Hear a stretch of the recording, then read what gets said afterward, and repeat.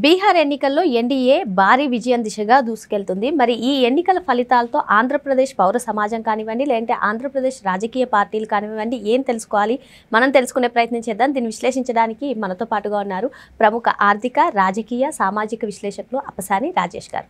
నమస్తే సార్. నమస్కారం. బీహార్ ఎన్నికల్లో ఎన్డీఏ ఘన విజయం సాధించే దిశగా దూసుకెళ్తుంది సార్. మరి ఈ ఎన్నికలతోటి ఏపీ పౌర సమాజం కానివ్వండి, అక్కడ రాజకీయ పార్టీలు కానివ్వండి, ఏం తెలుసుకోవాలి? బీహార్ ఎన్నికల ఫలితాలు చూసిన తర్వాత నాకు మన వాడుక భాషలోనే ఒక సామెత గుర్తుకొచ్చింది.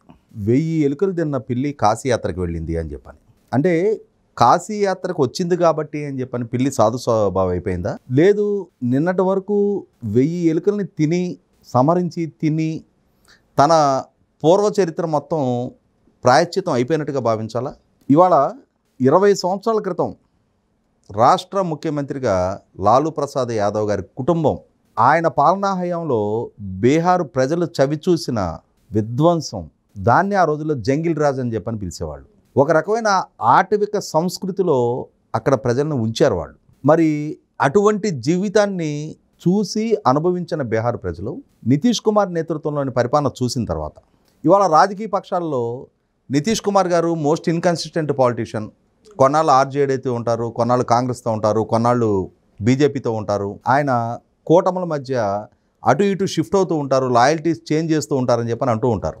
ఆయన లాయల్టీ ఎటు నుంచి ఎటైనా షిఫ్ట్ చేయని, ప్రజలు మాత్రం ఆయన ఎటుంటే అటువైపే ఆశీర్వదిస్తూ వస్తున్నారు. అంతే తప్ప ఇవాళ లాలూ బదులు లాలూ వాళ్ళ కొడుకు తేజస్వి వచ్చాడు కదా అని చెప్పని ఆ పూర్వపు ఆ వాసనల్ని, ఆ వారసత్వాన్ని మళ్ళీ తిరిగి ఆమోదించడానికి, ఆశీర్వదించడానికి బీహార్ ప్రజలు సిద్ధపడట్లా. ఇది ఆంధ్రప్రదేశ్ పౌర సమాజానికి కూడా, ఆంధ్రప్రదేశ్ రాజకీయ పక్షాలకు కూడా ఒక గుణపాఠం. ముఖ్యంగా ఇవాళ ఆంధ్రప్రదేశ్లో రాష్ట్ర బ్రాండింగ్ని ప్రమోట్ చేస్తూ రాష్ట్ర యువతకు ఉపాధి కల్పన చేయడం కోసం ఒక సిఏఏ కన్వెన్షన్ రాష్ట్ర ప్రభుత్వం సంకల్పించింది. లక్షలాది కోట్ల రూపాయల పారిశ్రామిక ఒప్పందాలు ఖరారవుతూ ఉన్నాయి. ఇవాళ 1,00,000 కోట్లు కాదు, ఓ 10,000 కోట్లు, 20,000 కోట్లు ఒక కొత్త పరిశ్రమ ఒక ప్రాంతంలో గ్రౌండింగ్ అవుద్ది. తద్వారా రాష్ట్ర యువతకి ఒక 4,000 మందికి 5,000 మందికి ఉపాధి కల్పన జరుగుద్ది. దానివల్ల వైసీపీ పార్టీకి వచ్చే నష్టం ఏంటి? బాధ్యత కలిగిన రాజకీయ పక్షంగా ఒక ప్రభుత్వం ఒక మంచి సంకల్పంతో ఒక ప్రయత్నం చేస్తూ ఉన్నప్పుడు దాన్ని స్వాగతిస్తే, మన రాష్ట్రానికే కదా పరిశ్రమ వస్తుంది, ఆ పెట్టుబడి వల్ల అంతిమ ప్రయోజనం సిద్ధించేది మన రాష్ట్రానికి, మన యువతకే కదా అని చెప్పని కొంచెం బోల్డ్గా ఆలోచిస్తే వైసీపీ క్రెడిబిలిటీ పెరుగుద్ది. కానీ వైసీపీ పార్టీ ఏం చేస్తుంది? ఏ జంగిల్ రాజు అయితే మాకొద్దు అని చెప్పని బీహార్ ప్రజలు 20 సంవత్సరాల తర్వాత కూడా ఇవాళ లాలూ అండ్ ఫ్యామిలీని విశ్వసించడానికి సిద్ధంగా లేరో, వాళ్ళు మీటింగులు పెట్టిన అరుపులు కేకలతోటి సీఎం సీఎం అంటూ స్లోగన్స్ ఇచ్చే, వాళ్ళని అనుసరించే కొన్ని కులాలు, కొన్ని వర్గాల ప్రజలు ఉన్నారు.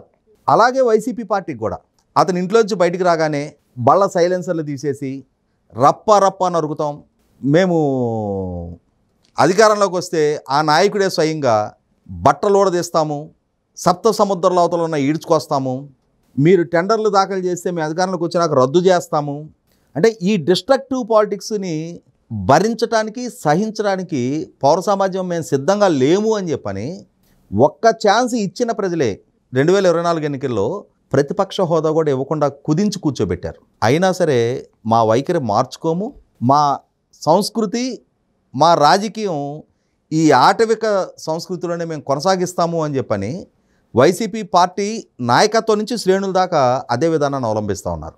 ఈ రోజుకి వాళ్ళ పార్టీ అఫీషియల్లో కూడా క్రెడిట్ చోరు అని చెప్పని చంద్రబాబు నాయుడు గారిని, లోకేష్ గారిని ఉద్దేశించి, ఎవరు క్రెడిట్ చోర్లు? క్రెడిట్ చోర్లు మీరు mister YS Jaganmohan Reddy, you are the credit thief. నేను చెప్తా ఎగ్జాంపుల్స్. నువ్వు పాలకుడిగా బాధ్యతలు చేపట్టే నాటికి దశాబ్దాల క్రితం వివిధ ప్రభుత్వాల ద్వారా నిర్మాణం జరిగిన ప్రభుత్వ భవనాల మొత్తానికి నీ పార్టీ రంగులు ఎందుకేసావు? నువ్వు కట్టించావా? అంటే ఇవాళ నీ రంగులు పూస్తే నీ ద్వారా నిర్మాణం జరిగినాయి అని చెప్పని ప్రజలు భ్రమిస్తారని చెప్పని అనుకుంటున్నావా? ప్రభుత్వ కార్యాలయాలకి, వాటర్ ట్యాంకులకి, సీవరేజ్ ప్లాంట్లకి, దారినున్న చెట్లకి కూడా నీ రంగులేసావు. ఎన్టీ రామారావు గారి ద్వారా దేశంలోనే ఏర్పాటు చేయబడిన మొట్టమొదటి హెల్త్ యూనివర్సిటీ, వారు కాలం చేసిన తర్వాత వారి జ్ఞాపకార్థం 1998లో చంద్రబాబు నాయుడు గారు ఎన్టీ రామారావు గారి పేరిట నామకరణం చేస్తే, ఆ తర్వాత మీ నాయన ముఖ్యమంత్రిగా ఉన్న రోజున ఎన్టీ రామారావు గారికి గౌరవ డాక్టరేట్ ఉంది కదా అని చెప్పని, అది హెల్త్ యూనివర్సిటీ కదా అని చెప్పని మీ నాయనే ఎన్టీ రామారావు గారి పట్ల ఆ గౌరవాన్ని మరింతగా వ్యక్తం చేస్తూ డాక్టర్ ఎన్టీఆర్ హెల్త్ యూనివర్సిటీ అని చెప్పి నామకరణం చేస్తే నువ్వు దాన్ని ఆ ఎన్టీఆర్ తీసేసి మీ నాయన పేరు పెట్టావు. ఇది క్రెడిట్ చోర్ అంటారు. ఆ భవనాలకు రంగులు వేసుకోవడానికి క్రెడిట్ చోర్ అంటారు. చంద్రబాబు నాయుడు గారు లక్షలాది టిట్కో ఇళ్ళు నిర్మాణం చేస్తే ఆ ఇళ్ళని అసంపూర్తిగా ఉన్న సివిక్ కమ్యూనిటీస్ని కంప్లీట్ చేసి ఆ లబ్ధిదారులకు హ్యాండ్ ఓవర్ చేయకుండా సంవత్సరాల తరబడి ఆ లబ్ధిదారులను వేధింపులకు గురి చేసి ఆ భవనాలకు నీ పార్టీ రంగులు వేసుకుంటే అది క్రెడిట్ చోర్ అంటారు. అంతేగాని ఇవాళ 2018లో 19లో ఒప్పందాలు జరిగిన సంస్థల్ని మీ ప్రభుత్వ హయాంలో చెయ్యాలి చెల్లికి మళ్ళీ పెళ్ళి అన్నట్టుగా మరొకసారి ఒప్పందాలు చేసుకొని ఆ చేసుకున్న ఒప్పందాలు కూడా గ్రౌండింగ్ అవ్వక నీ పాలనా హయాంలో రాష్ట్రం అడుగుపెట్టము అని చెప్పని వెళ్ళిపోయిన సంస్థల్ని మళ్ళీ ఈ ప్రభుత్వం అధికారంలోకి వచ్చిన తర్వాత వీళ్ళ పాలనా తీరు, వీళ్ళ విధానాలు, వీళ్ళ పాలసీస్ చూసి నచ్చి వీళ్ళ వే ఆఫ్ అప్రోచ్ పట్ల ఆకర్షితులయ్యి రాష్ట్రానికి వచ్చి మళ్ళీ ఫ్రెష్గా ఒప్పందం చేసుకొని ఇప్పుడు పెట్టుబడులు పెడుతుంటే అప్పుడెప్పుడో ఇవి మేము ఛానలైజ్ చేసినాయి, మీరు ఛానలైజ్ చేస్తే ఎందుకు గ్రౌండింగ్ అవ్వలేదు? దీన్ని క్రెడిట్ చోర్ అంటారు. ఇవాళ ఈ ప్రభుత్వం తీసుకొస్తున్న దాన్ని ఎలా అయితే చంద్రబాబు నాయుడు గారు మిగిలిన రాష్ట్రాలతో పోటీపడి కియా ప్లాంట్ని తీసుకొస్తే మీ బుగ్గన రాజేంద్రనాథ్ రెడ్డి అసెంబ్లీలో కియా యాజమాన్యం మాకు లేఖ రాసింది, highly respected Reddy surname sir అని చెప్పని ఆ రోజుల్లో రాజశేఖర రెడ్డి గారి చొరవ కారణంగానే ఇవాళ మేము కియా ప్లాంట్ పెట్టాము అని చెప్పని ఒక కామెడీ పీసులుగా మిగిలిపోయిన మీ నేపథ్యం చూస్తే దాన్ని క్రెడిట్ చోర్ అంటారు. ఇవాళకి మీ సోషల్ మీడియా వాడుతున్న బూతు పదాలు, అత్యంత జుగుసాకరమైన మీ మార్ఫింగ్ ఫోటోలు, మార్ఫింగ్ వీడియోలు, రాష్ట్ర ముఖ్యమంత్రులను ఉద్దేశించి ప్రతి అంశాన్ని వక్రీకరించే రాజకీయం, హింసను ప్రేరేపించే రాజకీయం, వ్యవస్థలను ధిక్కరించే రాజకీయం, ఇవాళ ప్రజల దైనందిక జీవితాలకి మీ నేపథ్యం, మీ వ్యవహార శైలి వాళ్ళ అంటే శాంతియుతంగా బతకాలి అనుకునే పౌరులకి సవాల్ విసిరే స్థాయిలో మీ రాజకీయాన్ని కొనసాగిస్తున్నారు. ఇది ప్రజలు కోరుకోవటంలా. ఎలా అయితే 20 సంవత్సరాల తర్వాత కూడా లాలూని తిరస్కరించేది మూడులోనే బీహార్ ప్రజలు ఉన్నారో, 5 సంవత్సరాలు మీ పరిపాలన చూసిన తర్వాత, మీ పరిపాలన సృష్టించిన విధ్వంసం చూసిన తర్వాత, ఎన్నికలకు ముందు మీరు చేసిన వాగ్దానాలకి పాలకుడిగా మీరు అమలుపరిచిన విధానాల మధ్య ఉన్న వ్యత్యాసాన్ని చూసిన ప్రజలు వంచనకి గురయ్యామని చెప్పని ఒక్కొక్క వర్గం, ముఖ్యంగా మద్య నిషేధం చేస్తానని మోసం చేసిన మీ తీరు, ఆ మద్యాన్ని ఆదాయ వనరుగా మీరు మార్చుకున్న తీరు, మీరు చేసిన భూ ఆక్రమణలు, ప్రకృతి వనరుల లూటీ,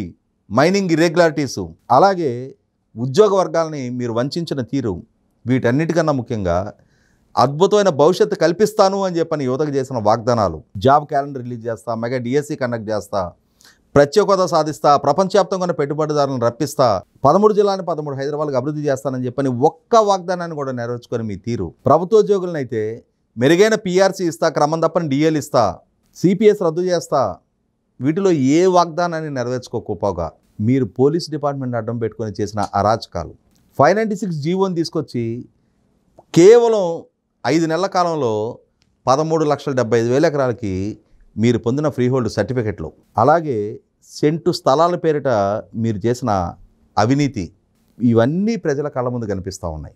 అటువంటప్పుడు మీ ఆటవిక పరిపాలనని అనుభవపూర్వకంగా చూసిన తర్వాత ఆంధ్రప్రదేశ్ పౌర సమాజం బీహార్ పౌర సమాజం కన్నా భిన్నమైంది ఏం కాదు. 2019లో మోసపోయి ఉండొచ్చు మీ ప్రచార ప్రభావంతో, కానీ 2024లో రిలీజ్ అయిన పౌర సమాజం ఇవాళ బీహార్లో ఇచ్చిన తీర్పు కన్నా ఘనమైన తీర్పే వైసీపీకి వ్యతిరేకంగా ఇచ్చారు. రేపు రాబోయే ఎన్నికల నాటికైనా సరే ఈ రాజకీయ విధానాలు మార్పు చేసుకోకుండా, తమ ఆలోచన ధోరణి మార్చుకోకుండా, తమ వ్యవహార శైలిలో మార్పు చేసుకోకుండా ఇప్పటికీ అదే విధ్వంసకర అరాచకర విధానాలతోటి వైసీపీ కొనసాగుతూ ఉన్నప్పుడు అటువంటి వైసీపీని ఇంకొక 2 దశాబ్దాల పాటు కూడా భరించడానికి, సహించడానికి, ఆదరించడానికి ఆంధ్రప్రదేశ్ పౌర సమాజం కూడా సిద్ధంగా ఉండదు.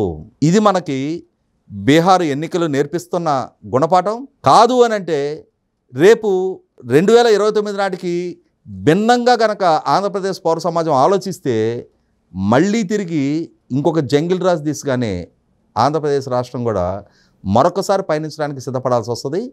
అటువంటి తప్పు, అటువంటి పొరపాటు ఆంధ్రప్రదేశ్ పౌర సమాజం నుంచి ఎట్టి పరిస్థితుల్లో జరగదనేది వాస్తవం.